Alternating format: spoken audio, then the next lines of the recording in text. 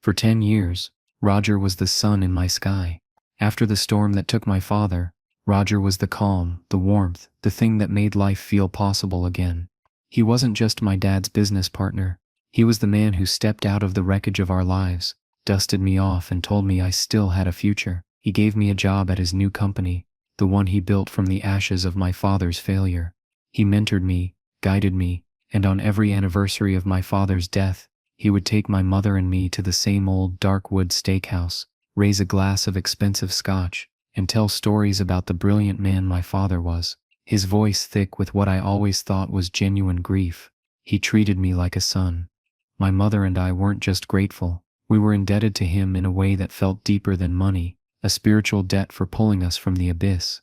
He was Saint Roger, the savior, the man who showed us that even after the worst possible thing happens, goodness can still exist in the world. Last night I learned that some saints are just demons who are better at public relations. It was all because of a business trip. A big one. I was heading to Zurich to close a deal I'd been working on for 6 months, a deal that would finally prove to Roger, and to myself, that I was more than just the charity case he'd taken in. I needed a new briefcase, something that looked the part. Mine was worn out, a cheap thing I'd bought in college, and then I remembered. My father's old briefcase. It had been sitting in the back of my mother's hall closet for a decade, a leather relic she couldn't bear to throw away. Using it felt right, like I was carrying a piece of him with me, letting him be a part of the success he never got to see. I brought it home. The leather was stiff and cool, smelling faintly of dust and old paper. The brass latches clicked open with a sound that echoed across 10 years of silence. It was mostly empty, just a few dried-out pens and some fossilized paper clips. I was wiping down the dark green felt lining, preparing to pack, when my fingers snagged on a loose thread near the hinge. It was almost invisible. I tugged at it, expecting it to just pull out, but it held firm. Curious, I worked my finger underneath the felt. It wasn't just a loose thread, it was a small pull tab. I pulled and a section of the felt-covered floor of the briefcase lifted up, revealing a hidden compartment no thicker than a book. My heart gave a little thump of surprise. My father had loved spy novels. A secret compartment felt exactly like him. Inside was a single thick manila envelope, sealed with wax. My name, Caleb, was written on the front in my father's unmistakable architectural script. My breath caught in my throat. I knew that handwriting better than my own. Seeing it again, so stark and real, felt like a ghost had just walked into the room. I turned the envelope over. On the back, in the same hand, were 4 words that turned my blood to ice. The day I died. I sat on the floor of my apartment, the open briefcase in front of me, the world shrinking to the space of that envelope. My hands were shaking so badly, I could barely break the seal. Inside wasn't just one letter, but a sheaf of papers. The top page was the letter, dated. The date was a brand on my memory, a day I've replayed in my mind 1,000 times. The last day, the day he drove to the old quarry, overlook, the day my world ended. I started to read. Caleb, the letter began. If you are reading this, then the worst has happened, and I have failed. Not just in business, but I have failed to find the strength to see this through. For that I am more sorry than you will ever know. But my failure as a businessman is not the story I need you to know. The story you will be told is that I was a poor manager, that I over-leveraged, that the market turned against me. It's a simple, believable story, and it is a lie. Every word felt like a stone dropping into a deep well inside me. The truth is in the other papers in this envelope. The truth is that I was pushed. I was bled dry, methodically and maliciously, by the one man I trusted as a brother. By Roger. The name hit me like a physical blow. No, it was impossible. A mistake. My father must have been paranoid, stressed, not thinking clearly in those final terrible days. That's what everyone said. That's what Roger had told me, his eyes full of pity. Your father was under immense pressure, Caleb. He wasn't himself at the end. But then I looked at the other papers. They weren't ramblings. They were photocopies, bank statements from accounts I'd never heard of, registered to shell corporations in Delaware, with nonsensical names, like Apex Logistics Solutions and Maritime Growth Ventures. and there were copies of invoices from our company, Harrison Construction, to these phantom corporations, for consulting fees and logistical support services. Hundreds of thousands of dollars. Then millions. A steady, systematic drain over 2 years. And at the bottom of a transfer authorization for nearly $2 million, a signature. It wasn't my father's. It was Roger's. My father had circled it in red pen, and next to it, he had written a single word: theft. The letter explained it all. Roger had controlled the back office accounts. He'd created the shell companies. He'd been siphoning off their working capital, the money my father needed for equipment, for payroll, for everything. He was creating the very crisis he would later decry. The hostile takeover wasn't a move by some faceless corporate raider. As the story went, Roger had used the stolen funds, laundered through the shell companies, to buy up my father's debt from the banks at a discount. He became the primary creditor. He orchestrated the whole thing. He didn't just watch my father's business burn. He'd spent 2 years dousing it in gasoline, and then, at the final moment, he struck the match. I sat there on the hardwood floor of my living room, the papers spread around me like wreckage. The air was thin. I couldn't breathe. 10 years of gratitude, of loyalty, of seeing this man as my savior, curdled into something black and toxic in my gut. Every act of kindness, every piece of fatherly advice, every sad smile at the anniversary dinners, it was all a performance, a lie told to the son of the man he had destroyed. He hadn't saved me from my father's failure. He was the architect of it. And now, he was about to get a promotion, a seat on the board of a major European conglomerate, the culmination of the empire he'd built on my father's bones. He thinks he's my mentor. He's about to learn that I know he's my father's murderer. My world didn't just crack, it atomized. The man I knew as Roger evaporated, replaced by a monster wearing his face. I scrambled to the bathroom and was violently sick, heaving until there was nothing left but dry, aching spasms. I splashed cold water on my face and stared at the stranger in the mirror. My eyes were wide with a horror so profound it felt like it was hollowing me out from the inside. The letter and the statements were still on the floor. I stumbled back to them, my legs unsteady, and forced myself to read everything again, and then a third time, a fourth. I was desperate to find a flaw, an alternate explanation, a crack in the narrative that would let me reclaim the last 10 years of my life. There wasn't one. It was all there, cold and irrefutable. My father, in his final, desperate hours, had become the most meticulous prosecutor. He had laid out the case against Roger with a chilling clarity. He traced the timeline, matching the fraudulent invoices to withdrawals from their capital accounts. He even included a handwritten ledger of every time he had confronted Roger about cash flow issues, and Roger's plausible, reassuring excuses. "It's just a temporary dip, John. The bank is slow-walking the credit line. I'm handling it. You focus on the builds. Let me worry about the numbers." Lies, all of it.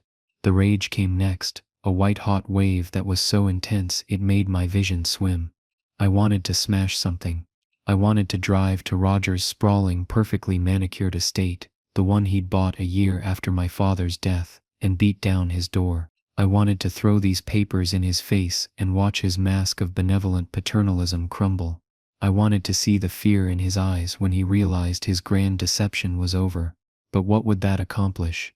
He was powerful, respected, a pillar of the community. I was the grieving son, still working in his shadow. Who would they believe? It would be my word, and the words of a dead man who was officially recorded as having taken his own life due to financial and mental distress, against a man who was lauded as a business visionary. Roger would paint me as unstable, lashing out, consumed by old grief. He'd express his deep concern for me. He'd probably suggest I take some time off. He would control the narrative, just as he had for a decade. The thought of that smug, feigned pity was more infuriating than the original crime. No, a sudden cold clarity cut through the rage. A direct confrontation was what he would expect. It was a battle I would lose before it even began.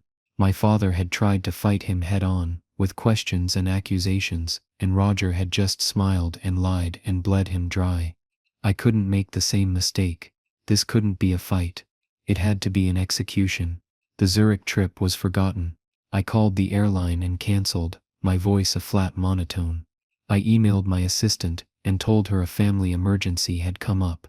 Then I turned off my phone. I needed silence. I needed to think. For the next 48 hours, my apartment became a command center. I pinned the key documents to a corkboard, drawing lines with red yarn, connecting the shell companies to the invoice dates, to Roger's purchase of my father's debt. It looked like something out of a detective movie, but it was the only way I could process the sheer scale of the betrayal. As I stared at the board, the past began to reconfigure itself, old memories slotting into this new horrifying framework. I remembered a specific conversation, maybe a year after the bankruptcy. I was in college, struggling, and Roger had taken me out for one of our steak dinners. I'd been lamenting my father's lack of foresight. He was brilliant with design, I'd said, parroting the story I'd been told, but he just didn't understand the market. He held on too long. Roger had nodded slowly, his expression a perfect blend of sympathy and wisdom. Your father was an artist, Caleb, he'd said, placing a comforting hand on my shoulder. His passion was his greatest strength and his greatest weakness. He built things to last. He built things to last. The market only cares about what's next. He couldn't adapt. It's a tragedy, but it's not your burden to carry. I'll make sure you learn the lessons he couldn't. At the time, I'd felt a surge of gratitude. He understood. He was going to teach me how to be strong, where my father had been weak. Now, I saw the obscene arrogance of it. He was critiquing the man he had actively sabotaged. He was using my father's murder as a teachable moment. The memory made me feel sick all over again. Then another memory surfaced. My mother, about 6 months after the funeral, sitting at our small kitchen table, staring at a stack of bills. Roger sent another check, she'd said, her voice quiet. He said, "It's from an old investment of your father's that finally paid out. He said John would have wanted us to have it." She'd cried then, tears of relief and gratitude. "He's such a good man, Caleb. I don't know what we'd do without him." That money wasn't from an investment. It was our own money. It was a fraction of the millions he had stolen, given back to us as a pittance, a gesture designed to buy our silence and our devotion. He was funding his sainthood with my father's stolen cash. He wasn't just a thief, he was a master of psychological warfare. He'd made us love him for robbing us. The deepest, most painful memory was of my father himself. In his last few months, he had become a different person.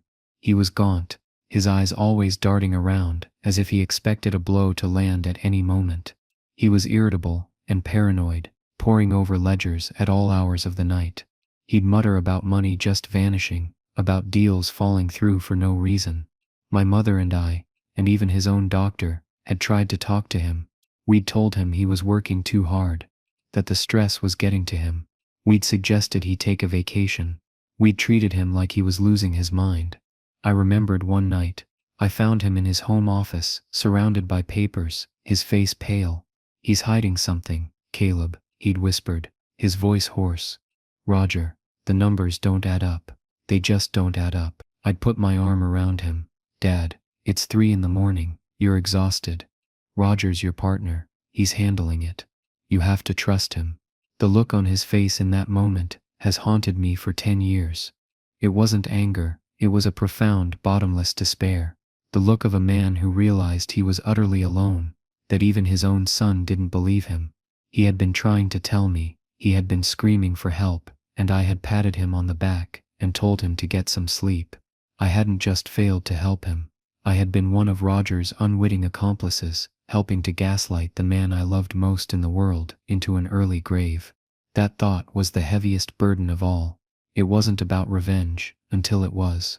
My grief and rage finally cooled, solidifying into something harder and more dangerous. Resolve. The emotional storm was over.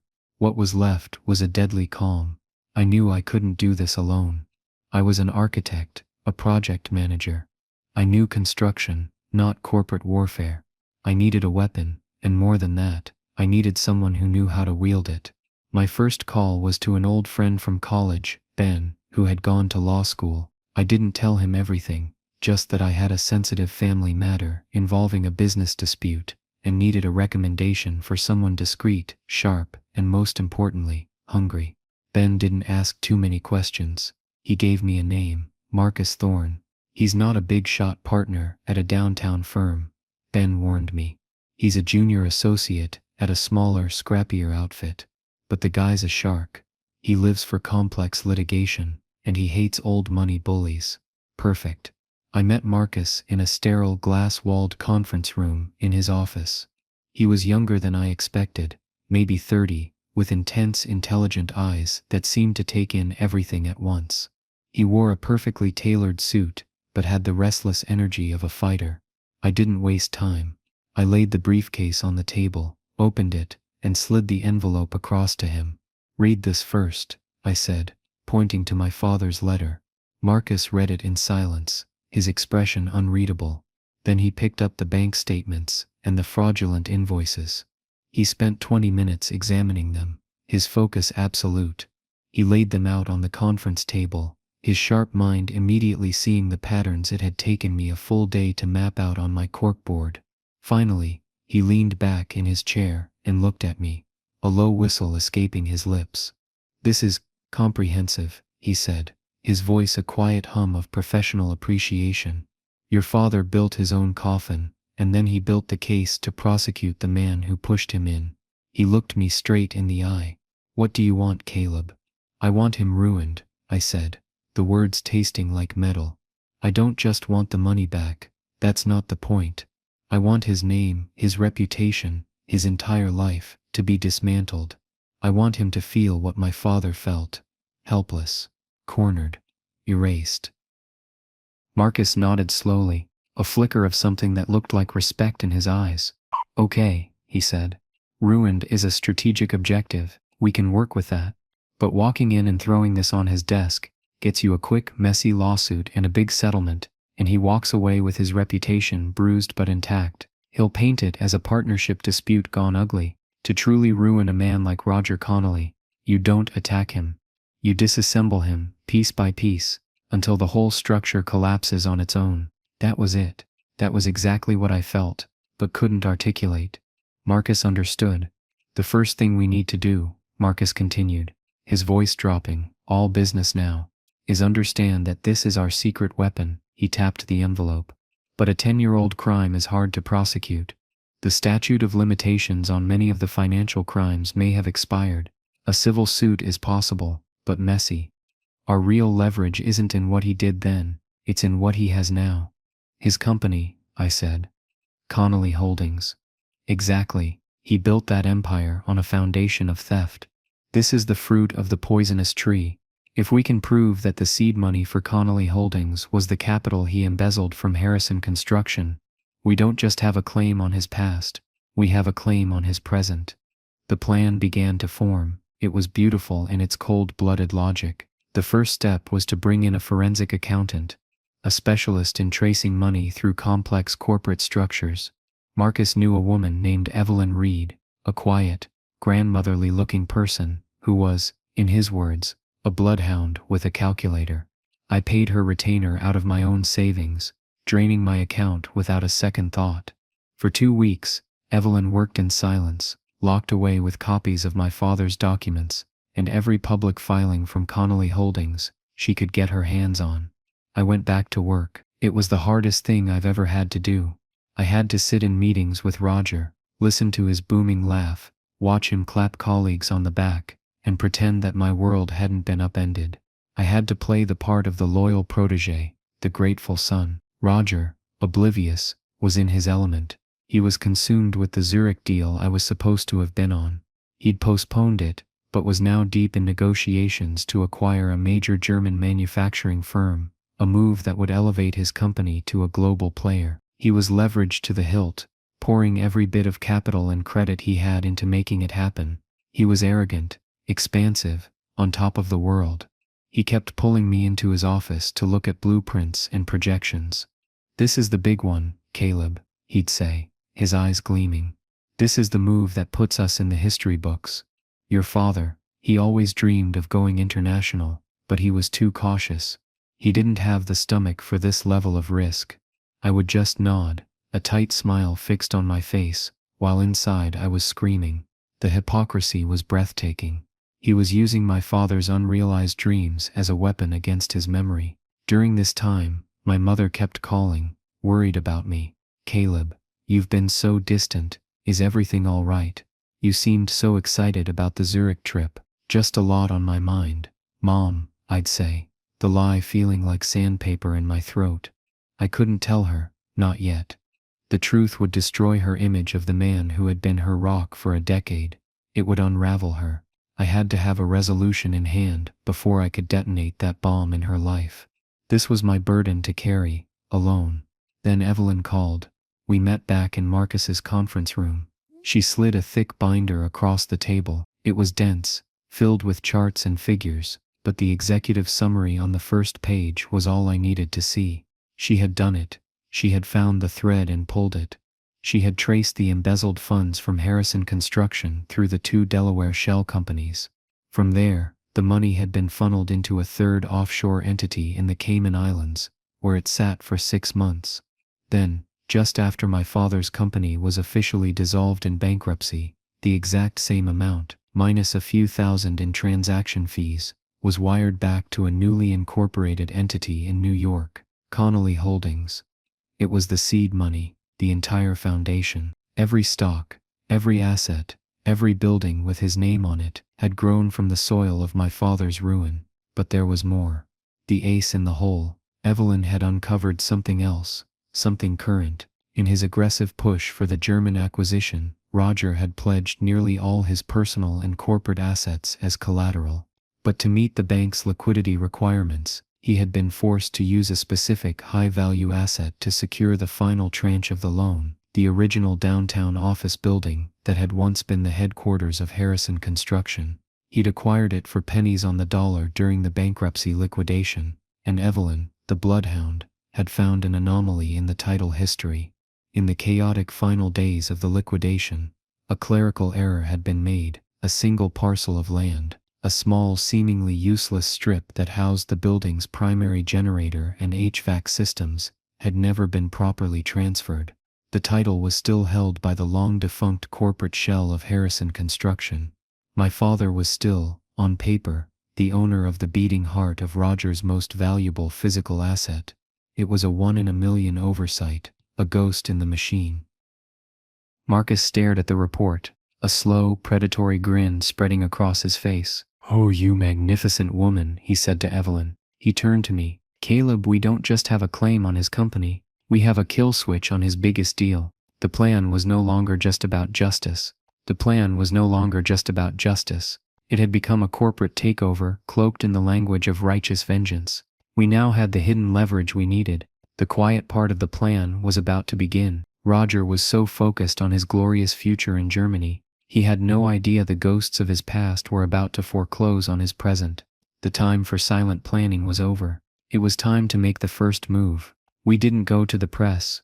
We didn't confront Roger. We didn't do anything that would allow him to get in front of the story. Marcus's strategy was one of 1,000 cuts, all delivered silently and from the shadows. The first move was almost disappointingly bureaucratic, but its effect was devastating. Marcus, acting on behalf of the technically still existing Harrison Construction entity, which I now controlled as my father's sole heir, filed a lien against the office building property. It was a simple legal maneuver, citing the unresolved title issue with the parcel of land housing the essential utilities. It was a small dusty piece of paper filed in a county clerk's office, but it was a torpedo aimed at the engine room of Roger's German acquisition. Simultaneously, we made another move. Marcus packaged the core findings of Evelyn's forensic report, the embezzlement, the shell companies, the direct financial link from Harrison Construction's stolen capital to the founding of Connolly Holdings, into a confidential tip. He didn't send it to a gossip columnist or a sensationalist blog. He sent it to the enforcement division of the SEC, into the compliance officer at the investment bank that was financing Roger's deal. The tip was anonymous, framed as coming from a concerned junior analyst who had stumbled upon historical irregularities. It was designed not to explode, but to smolder. It was a seed of doubt planted in the most fertile ground imaginable, the paranoid minds of banking compliance officers. For a week, nothing happened. The silence was agonizing. I went to work every day, my stomach in a permanent knot. I sat in meetings with Roger, watching him, waiting for the first crack to appear in his polished facade. He was still flying high, boasting about the final stages of due diligence on the German deal. He treated me with his usual paternal condescension, once even pulling me aside to tell me he was earmarking a future executive role for me in the new international division. "You've earned it, kid," he said, clapping me on the shoulder. "You're a credit to your father's memory." The effort it took not to flinch was monumental. The first sign of trouble was subtle. A high-level meeting with the bankers was abruptly postponed. Roger came back to the office that day, with a tightness around his eyes I'd never seen before. He dismissed it as a scheduling conflict, but he was short-tempered for the rest of the afternoon, snapping at his assistant over a misplaced file. A few days later, the second cut landed. The bank, spooked by the lien on their primary collateral and the anonymous but detailed tip about financial misconduct, officially paused the financing. They invoked a standard clause in their loan agreement, demanding a full independent audit of Connolly Holdings, with a special focus on its initial capitalization. That's when the real panic began. Roger was a caged animal. He stalked the halls of the office, his face a thunderous mask. The booming, confident patriarch was gone, replaced by a snarling, paranoid tyrant. He held a series of frantic closed-door meetings with his own legal and finance teams. The shouting was audible, even through the thick mahogany doors. He was hemorrhaging money every day the German deal was on hold, paying massive penalty fees. The beauty of our attack was that he had no idea where it was coming from. He was fighting a ghost. He suspected a corporate rival, a competitor trying to sabotage his acquisition. He launched a witch hunt, as he called it, inside the company, convinced there was a mole. He had IT security sweep everyone's computers. The atmosphere in the office turned toxic, thick with fear and suspicion. And through it all, I played my part, the loyal, concerned protégé. I'd go into his office at the end of the day and ask if there was anything I could do. "Is everything okay, Roger? You seem stressed." It was during one of these sessions that the true delicious irony of the situation became clear. He looked at me, his eyes bloodshot with stress and lack of sleep. "It's a snake, Caleb," he hissed, pacing behind his enormous desk. "Some faceless coward is trying to tear down everything I've built. They're digging into the company's origins, throwing around baseless accusations. They've even put a bogus lien on this very building over some ancient paperwork error." He stopped pacing and looked at me, his expression softening into one of desperate trust. "You're the only one here I can really talk to. Your family. You've been with me since the beginning. You know the truth. You know how hard I worked to build this from nothing after what happened with your father. I had to force myself to meet his gaze, to project an aura of sincere concern. Of course, Roger. It's insane. Who would do this? That's what I need you to help me figure out," he said, leaning forward, his voice a conspiratorial whisper. "Keep your ear to the ground. Listen to the chatter. You're one of them. The younger staff trust you. Someone in this building is trying to destroy me, and you're going to help me find them." I walked out of his office that night, my heart hammering not with fear but with a cold, thrilling sense of power. He was asking me, the ghost he was hunting, to be his ghost hunter. He was so blinded by his own arrogance and his carefully constructed narrative of me as his grateful ward, that the truth was literally impossible for him to even conceive of. The man who had orchestrated a 2-year campaign to ruin my father couldn't fathom that the quiet, unassuming son of his victim could possibly be capable of playing the same long game. He had underestimated my father, and now he was underestimating me. It was the last mistake he would ever make. The pressure from the paused deal and the internal audit was becoming immense, but the final pillar supporting Roger's world was his reputation, his carefully crafted image as a benevolent community leader. The linchpin of that image was my mother. Her quiet, constant gratitude was the ultimate validation of his narrative. She was the widow he had saved, the living proof of his goodness. It was time to remove that pillar. This was the part I dreaded most.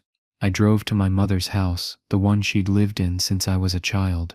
It was a modest, comfortable place, a world away from Roger's cold glass and steel mansion. I found her in the garden, tending to her roses. She smiled when she saw me, that warm, unconditional smile that had been the one constant in my life. The thought of what I was about to do to her felt like a betrayal in itself. We sat at the kitchen table, the same table where she'd cried with gratitude over Roger's checks. I didn't know how to start, so I just placed the manila envelope in front of her. "Mom," I said, my voice hoarse, "I need you to read this, all of it. And I need you to try to keep an open mind." She looked at the envelope, then at me, her brow furrowed with concern. "Caleb, what is this? You've been acting so strangely. I'm worried about you. Just read it," I pleaded. "Please." She opened it and began with my father's letter. I watched her face as she read. I saw confusion, then disbelief, then a flash of anger, but it wasn't directed at Roger. It was directed at the letter, at me. She pushed it away from her, her hands trembling. "I can't," she whispered. "Caleb, this is sick.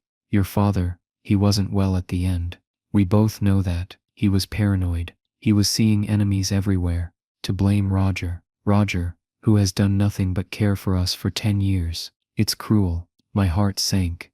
It was exactly what I had feared. Her reality, her entire framework for survival for the past decade, was built on the foundation of Roger's kindness. The truth wasn't just an unwelcome fact, it was an existential threat. "Mom, look at the other papers," I urged, my voice cracking.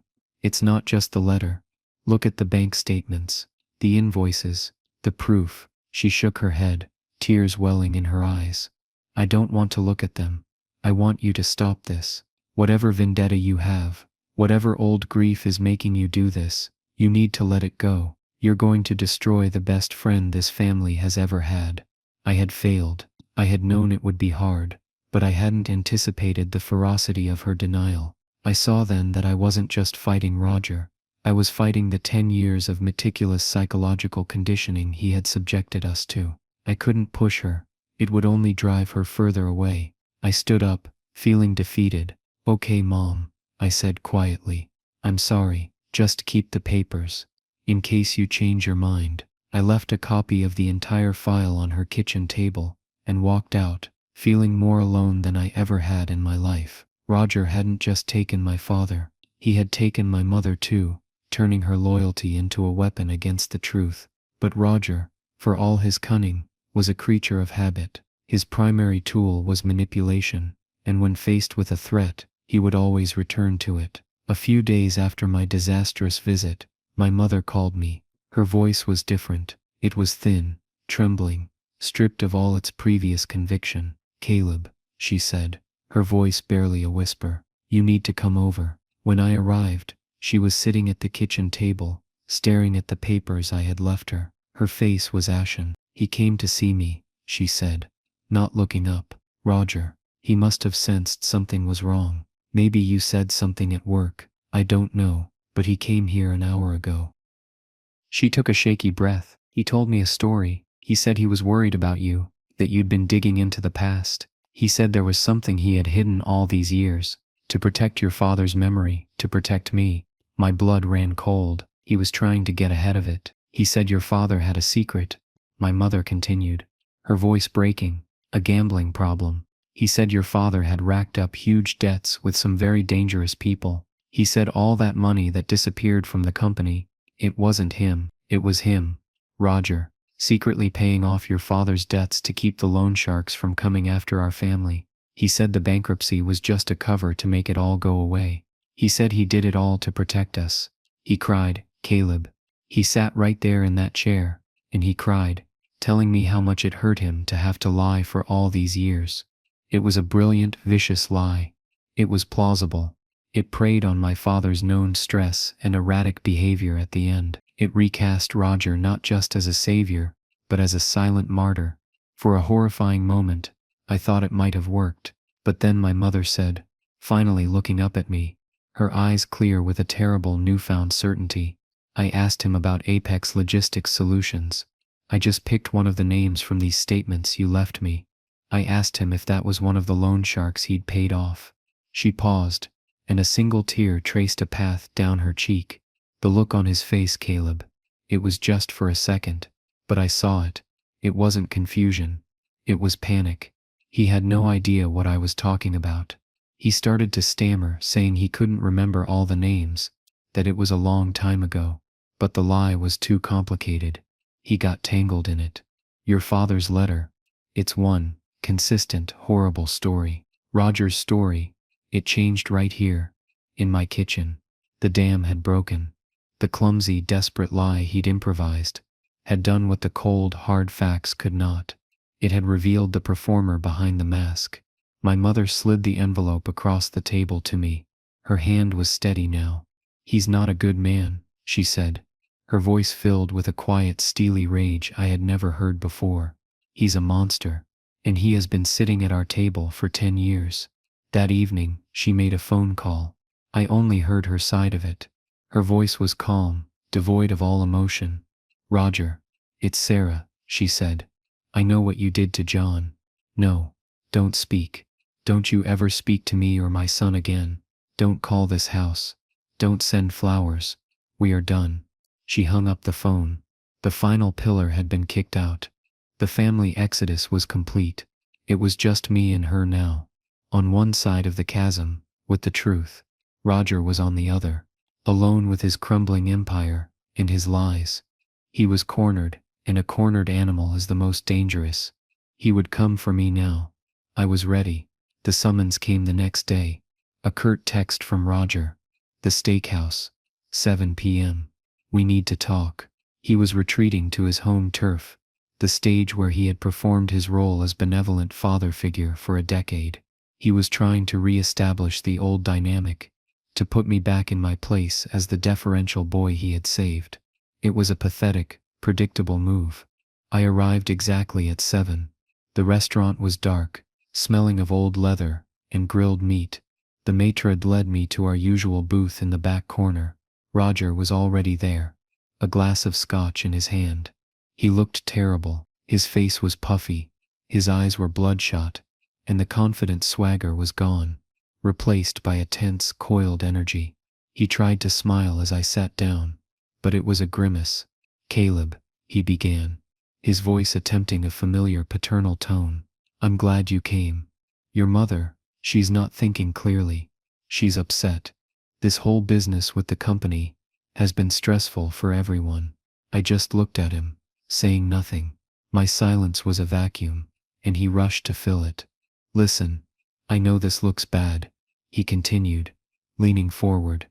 The audit, the lien, this is a competitor's move. It's dirty pool, but we're going to fight it. And I need you with me. I need to know you're on my side.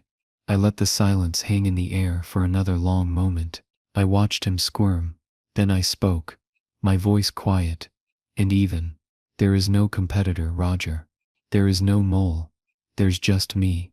The blood drained from his face. For a full 10 seconds, he just stared at me, his mind clearly unable to process the words. I could see the gears turning, trying to fit this new impossible piece of information into his worldview. It didn't fit. What are you talking about? He stammered. My father's briefcase, I said. He left a letter, and documents, everything. The color didn't return to his face. He looked like a man who had just seen a ghost.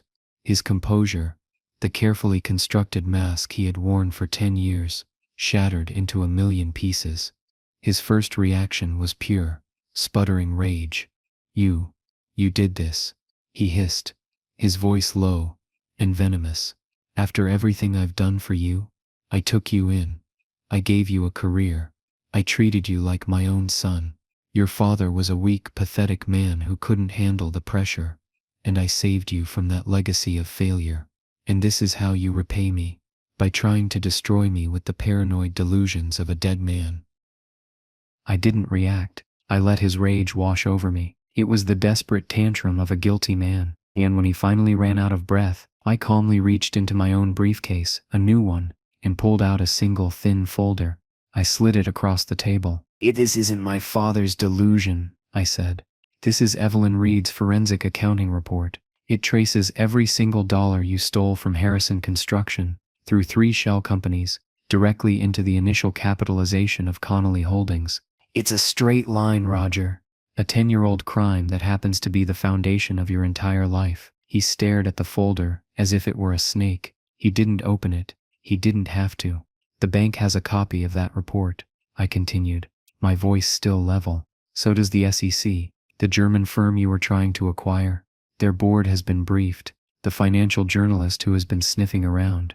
He has the whole story. He's just waiting for a final comment from you before he publishes. Your deal is dead. Your credit lines are frozen.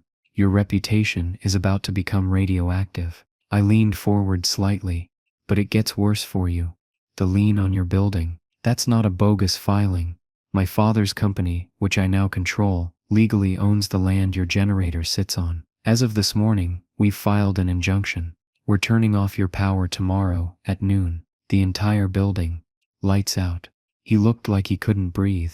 He was checkmated from every possible angle. The hunter was now the prey, trapped and exposed. What do you want? He finally whispered. His voice a dry rasp. Money? You want money? It was never about the money, I said. The words tasting like victory.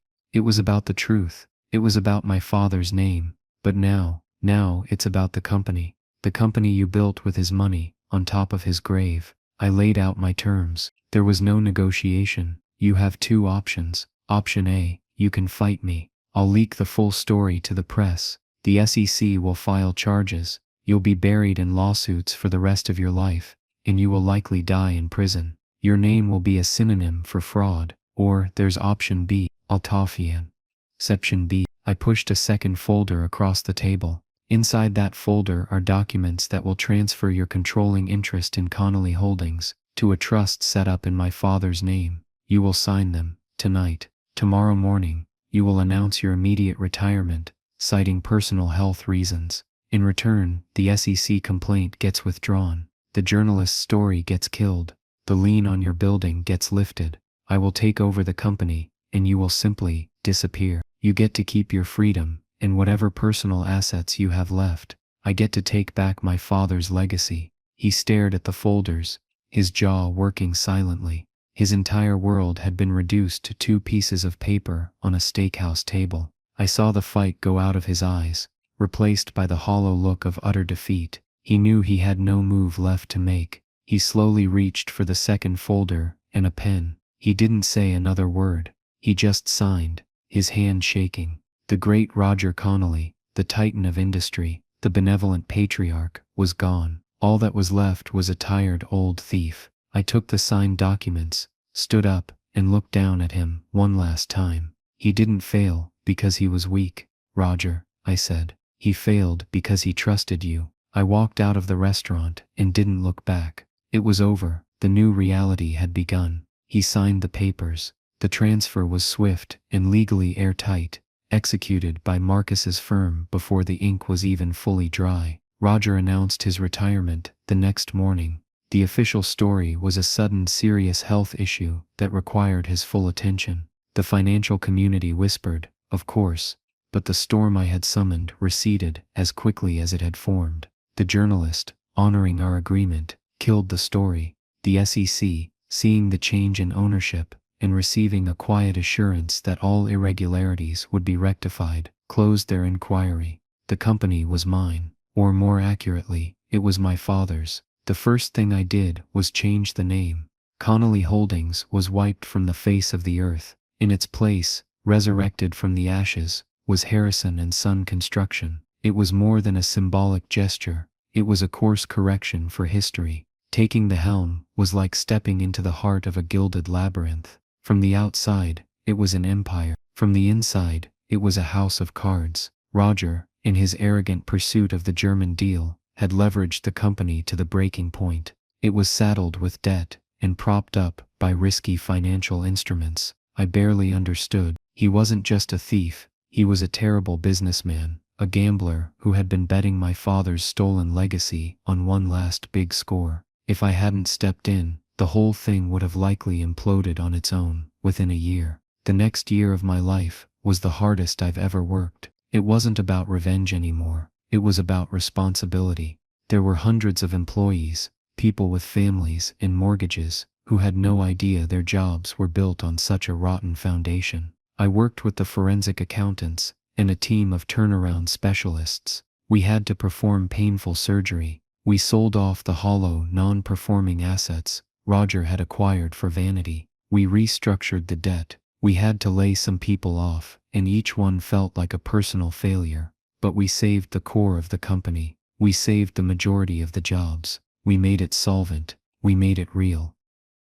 My mother was my rock through it all. The wound of Roger's betrayal was deep, but having the truth, as ugly as it was a clean pain. It was better than the phantom limb of gratitude she had carried for a decade. We started a new tradition. On the anniversary of my father's death, we don't go to a steakhouse. We drive out to the old quarry overlook, the place that had once been a site of so much pain, and we just sit for a while. We don't talk much. We just watch the sunset. We remember the man he was, not the victim Roger had tried to turn him into. We are healing. We have each other, and we have the truth.